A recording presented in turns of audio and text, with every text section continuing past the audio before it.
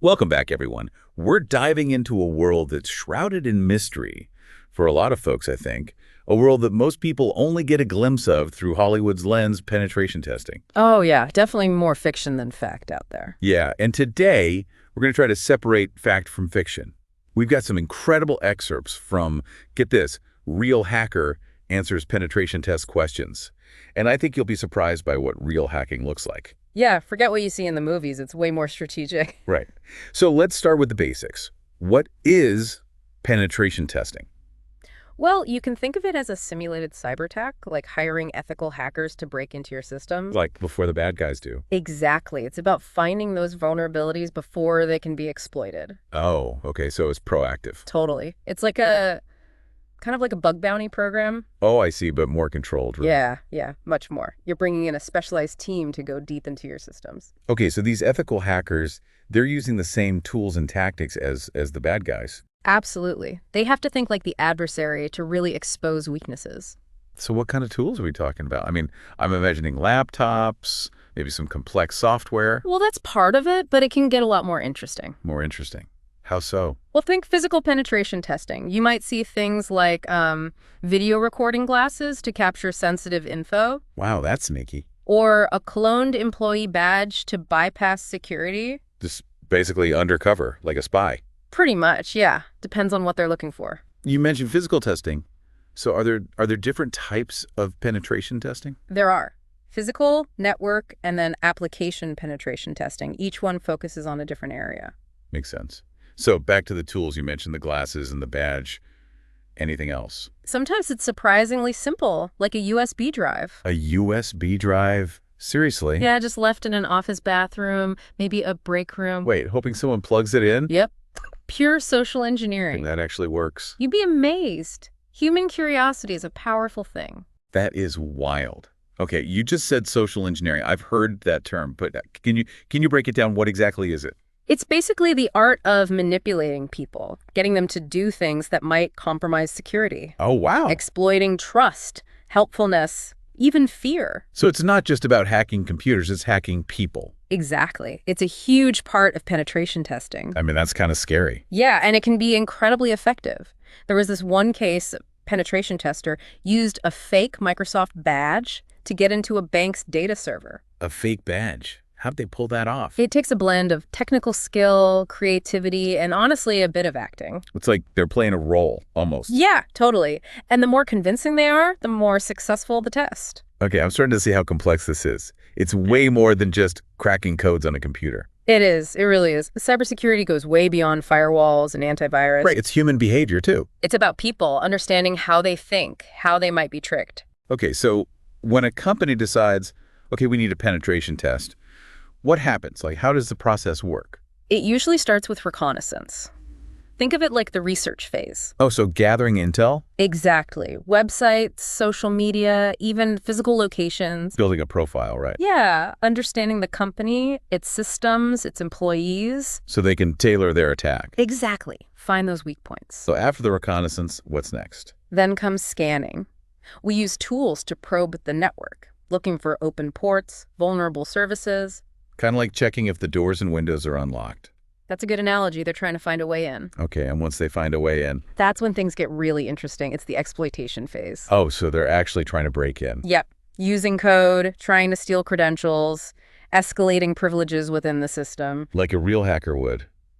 But with the client's permission, of course. Right, it's a controlled environment. Exactly. We're showing the company what could happen if a real attacker got in. And to prove it's not just a theory, they go a step further. Right. There's the exfiltration phase, trying to extract data. To show that it could be stolen. Exactly. Demonstrating the potential impact. Okay, so they put together this whole report at the end. Right. Outlining the vulnerabilities, how we exploited them, and most importantly, recommendations for fixing them. So it's not just about pointing fingers. No, the goal is to make the system more secure. Okay, so it's a learning experience for the company. Absolutely. Okay, so we talked about those video recording glasses earlier. Oh, yeah. What other kind of, I don't know, spy gear are we talking about here? Sometimes it's a smartwatch with a built-in camera. A smartwatch, like the kind I wear every day. Could be, yeah. Or a small device that plugs into a network port to capture data. That's kind of creepy, honestly. It's all about blending in. Makes you wonder what else could be used. It definitely makes you think about your surroundings differently. Right. Okay, now I've heard the terms red team and blue team. Do those apply here? Oh yeah, those are essential in cybersecurity. The red team, often penetration testers, are the offensive side. So they're the attackers. Right, trying to find and exploit those vulnerabilities. And the blue team. They're the defenders, responsible for protecting the systems. So it's like a constant battle. In a way, yeah, but it's actually collaborative. Collaborative. The red team isn't trying to defeat the blue team. It's about making them stronger. Like they're working together to make the whole system more secure. Exactly. The red team exposes weaknesses so the blue team can fix them. Okay, so social engineering, you said that plays a big part in pen testing. Can you give us some more specific examples? Well, there's phishing, sending emails that look legitimate to trick people into clicking malicious links. Oh yeah, I get those all the time. They're usually pretty obvious though. Some are, but some are very sophisticated. Official logos, very convincing. So how do you tell the difference? Look closely at the sender's address, the language. Is it overly urgent? Does it have typos? Okay, and what about those emails that ask you to update your account info? Be cautious. If you're unsure, don't click. Go directly to the company's website. That's a good point. And what about those phone calls where someone says they're from Microsoft and your computer has a problem? Oh, yeah, that's phishing. Phishing over the phone. So they're trying to get you to give them remote access. Yep, don't fall for it. Hang up and call the company directly. Hang up and verify. Got I it. know. So it's all about being cautious and aware. Exactly. Security awareness is so important. Question anything suspicious. Okay, out of all this, what surprised you the most about penetration testing? You know, it's the creativity, the ingenuity. It's not just tech skills, it's problem solving, thinking outside the box. Finding those weaknesses nobody else sees. Exactly. It's a constant challenge. Now, I've got to ask, before we move on, I want our listeners to really think about this. What's one thing you're going to do differently to protect your own security after learning about all this? That's a great question. Maybe it's finally setting up a password manager or being more careful about those emails. The important thing is to take action. I agree. Every little step counts. It does. It really does. Thank you so much for sharing your expertise. It's been my pleasure. And remember, cybersecurity is everyone's responsibility. Couldn't agree more. Thanks to all our listeners for joining us on this deep dive into penetration testing. It's been an eye-opening journey. It really has been fascinating. And yeah, hopefully everyone listening can walk away with some actionable tips. Exactly. So we've talked tech, but it keeps coming back to human behavior, right? That's often the weakest link. You're hitting the nail on the head. That's why social engineering is so effective for pen testers. Makes sense. Yeah. We've covered phishing emails, those phishing phone calls. What other social engineering techniques do you see out there? Oh, there's pretexting. Basically, creating a fake scenario to gain someone's trust. Okay, what's an example of that? Say you get a call from someone claiming to be from IT, right? Okay, yeah. Yeah. They say they need your login info to fix a problem on your computer. Oh, wow, sneaky. Right. It plays on your emotions, you're stressed, you want to be helpful, you don't want to get in trouble. Yeah, I can see how that would work. And if the attacker's good at building rapport, creating that urgency, it can be really convincing. So how do you protect yourself? How do you spot a good pretext? It's tough. The best defense is skepticism. Always verify. If someone's asking for sensitive info, hang up, call back using a verified number. Okay, hang up and verify. Got it. Any other techniques we should watch out for? Oh, there's baiting. Offering something enticing to get someone to click a bad link, maybe open an infected attachment. Like a digital Trojan horse. Precisely. Free download, a gift card, something to pique your interest. Oh yeah, those free gift card scams. I see those all the time. They prey on your curiosity, sometimes greed, and they're getting more sophisticated. Yeah, harder to spot. Exactly. That's why ongoing training is so important. You can have all the fancy tech, but if employees aren't trained... It's like a high-tech house with the front door wide open. That's a perfect analogy. You need to invest in training to strengthen that human element. Okay, so phishing, vishing, pretexting, baiting, anything else? Oh yeah, there's quid pro quo. Quid pro quo, what's that? It's Latin for something for something. You offer something of value in exchange for info or access. Interesting. So, like, what kind of scenarios are we talking about here? An attacker might call an employee, offer to fix a tech problem in exchange for their login. Or maybe pay someone for access to company data. Exactly. It's targeted, often relies on knowing what the victim wants. Devious. Very. It really makes you think twice about who you trust. For sure.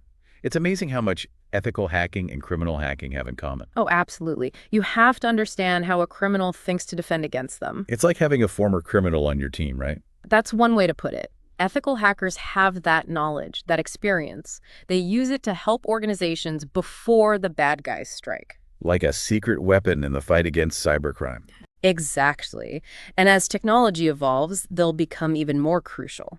Okay, so you mentioned security awareness training earlier. Can you give us a breakdown of what that should look like? Sure, it should cover a wide range of topics, understanding the different types of threats. Right, like the ones we've been talking about. Exactly. How to recognize social engineering tactics, real-world examples, red flags. Okay, so people know what to look out for. Password security is huge. Strong, unique passwords, using a password manager. And of course, spotting those phishing and vishing attempts. Right. Knowing the signs, verifying requests. Safe browsing habits too, right? Absolutely.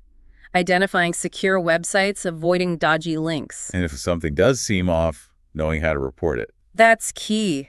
Clear guidelines and procedures for reporting to the right people. Okay, so it's not just about knowing what to do, but who to tell if something happens. Exactly. It's about creating a culture of security where everyone's involved. Right, everyone's responsible. Exactly. When employees are informed and engaged, they're a powerful defense against cybercrime. Totally agree. It's not just an IT issue, it's everyone's problem. You got it. Cybersecurity affects everyone, especially as our world goes digital. Okay, we've talked social engineering, training, all that. What about the tech side? What can companies do to protect themselves? Oh, there's a lot they can do. First off, firewalls. That's your first line of defense. Right, keep the bad guys out. Then you have intrusion detection and prevention systems. They monitor your network for anything suspicious. Okay, so like an alarm system? Vulnerability scanning is also crucial. Regular scans to find weaknesses in your systems. And then patching those vulnerabilities, right? Absolutely. Keeping software and operating systems up to date is critical. Can't forget about data encryption either. Right, encrypting sensitive data, both when it's stored and when it's being transmitted. Makes it harder to steal, even if they get in. Exactly, and multi-factor authentication is a must. Adding that extra layer of security. Exactly. And don't underestimate the importance of regular security audits. Making sure everything's up to snuff. It's all about layering those defenses, creating a security ecosystem that's tough to crack. Okay, so it's a multi-pronged approach, for sure. Absolutely. You know, we've been talking about all the serious stuff, but ethical hacking can be kind of cool, right? Oh, yeah, definitely. It's challenging. It's rewarding. You need to be creative, a good problem saver. Sounds like a great career for anyone who likes puzzles. Yeah, it is. It really is. And it's a growing field with a lot of opportunities. Before we wrap this up, what are some of the biggest misconceptions about pen testing that you encounter? People think it's all about breaking in as fast as possible. So it's more nuanced than that. Much more. It's about understanding the system, the vulnerabilities, the potential impact. Showing the company the real-world consequences. Exactly. And people think it's a one-time thing. Like a check-the-box exercise. Right. But it needs to be ongoing.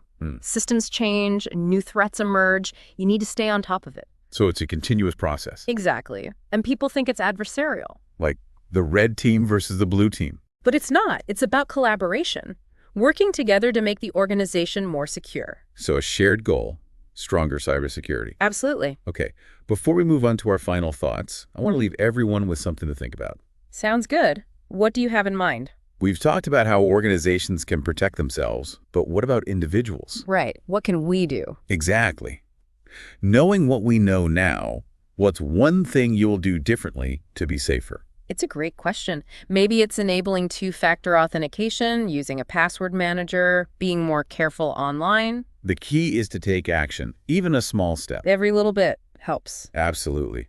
Security is a journey, not a destination. Well said. If you're interested in learning more, we'll have resources in the show notes. Great idea. There are so many great courses, certifications, podcasts out there. So take that first step. Dive in, explore the world of cybersecurity. You might be surprised by what you find. I love that. Okay, folks, stay curious, stay safe, and we'll see you on our next deep dive. And that just about wraps up our deep dive into the world of penetration testing. It's been a fascinating journey, hasn't it? It really has. We've explored so much, from those unexpected tools ethical hackers use to the whole psychology behind social engineering. It's clear this field is constantly evolving. Oh, absolutely. Always one step ahead, always adapting. And that's what makes it so exciting, right? The constant challenge, the puzzle that keeps changing. It requires such a unique skill set. You need technical skills, but also creativity, and you have to understand human behavior. Right, it's not just about computers. I think one of the most important things we've discussed is the need to think like the adversary. Oh, absolutely. Penetration testing isn't just about finding vulnerabilities, it's about understanding how those vulnerabilities could be exploited in a real-world scenario. So putting yourself in the shoes of a malicious hacker. Exactly. Anticipating their moves, figuring out how they think, and then using that knowledge to build stronger defenses. It's like a high-stakes game of chess. Yeah. Constantly trying to outmaneuver your opponent. That's a great analogy. And the stakes are high.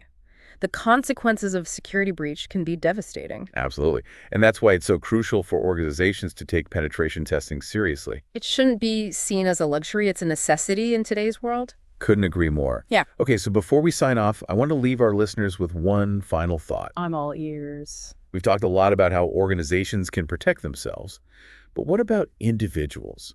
What can each of us do to be safer online? That's a great question. And the good news is there are lots of simple things everyone can do to reduce their risk. Okay, so give us some practical tips. What are the top things people should focus on? First and foremost, strong passwords. You need passwords for every single account. And don't reuse them across different sites. Password managers are a lifesaver for that, right? They really are. And enable two-factor authentication whenever it's offered. Right, adding that extra layer of security. Exactly. And then be really cautious about the links you click, especially in emails and social media messages. If something seems off, don't click it. Better safe than sorry, right? Absolutely. Keep your software updated, too. So those security patches, they're really important. They are. And remember all those social engineering tactics we talked about. Think before you click, verify requests. If something seems too good to be true, it probably is. Those are some great tips. Simple, but effective. Cybersecurity doesn't have to be complicated. Taking small steps, being mindful of the risks, it all adds up. Well said. I want to thank you for sharing your knowledge and insights with us today. This has been incredibly insightful. It's been my pleasure. And remember, cybersecurity is a journey we're all on together. By staying informed, being vigilant, we can make the digital world safer for everyone. That's a perfect note to end on.